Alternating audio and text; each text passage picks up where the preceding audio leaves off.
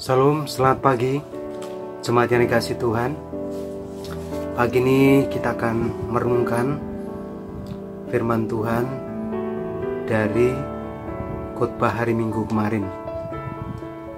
Jadi saya akan membacakan dari Rut pasal 1 ayat 19 dan 18 dan 20. Dan berjalanlah keduanya sampai mereka tiba di Betlehem.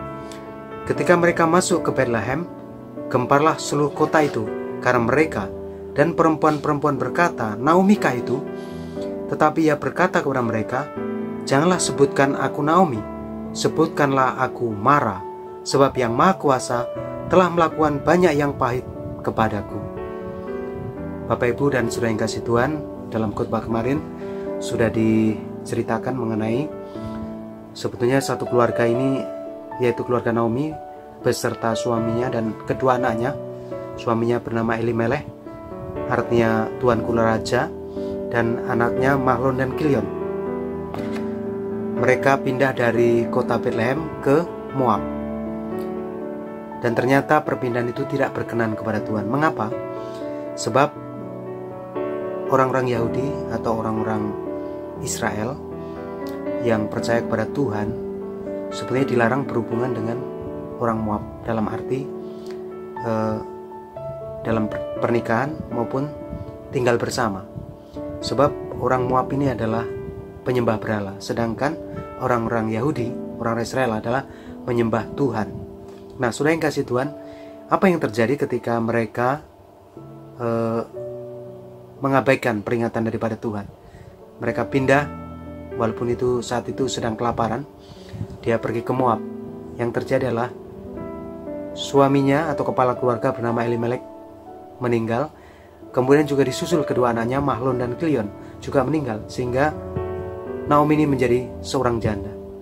Karena itu ketika dia pulang ke kotanya, orang-orang terheran-heran dan berkata, apakah itu Naomi? Tapi Naomi menjawab, jangan panggil aku Naomi.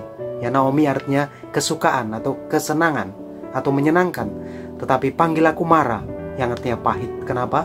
Sebab telah terjadi banyak pengalaman pahit yang dialami oleh Naomi karena meninggalkan kota di mana dia harus menyembah Tuhan dan bersekutu dengan saudara seiman. Jadi, apa yang seharusnya kita lakukan ketika menghadapi penderitaan atau kesusahan seperti yang dialami oleh keluarga Naomi? Yang pertama adalah janganlah kita menjauhkan diri dari Tuhan. Kalau kita menjauhkan diri dari Tuhan, kita akan seperti Naomi. Dia akan, yaitu kehilangan orang-orang yang kita kasih. Kehilangan di sini bukan berarti fisik saja. Memang kalau dalam cerita ini fisik, tetapi bisa saja itu artinya kehilangan anak-anak kita, kehilangan hubungan dengan kita dan dengan Tuhan. Itu mati secara rohani. Kelihatannya dia tinggal di antara kita, tapi sebenarnya jauh, hatinya jauh daripada Tuhan. Dan itu sangat menderita. Dan juga akan mengalami, kalau meninggalkan Tuhan, akan mengalami yaitu kekeringan rohani. Kenapa? Sebab tanpa persekutuan dengan Tuhan dan tanpa persekutuan dengan umat Tuhan, itu akan mendatangkan kesepian rohani. Itu yang dialami Naomi. Itu sebabnya apapun yang kita alami saat-saat ini, marilah kita tidak menjauhkan diri daripada Tuhan. Firman Tuhan berkata, mendekatlah kepada Allah, maka Ia akan mendekat kepadamu. Di saat-saat yang sulit, di saat-saat krisis, Tuhan memanggil untuk kita datang mendekat kepada Dia.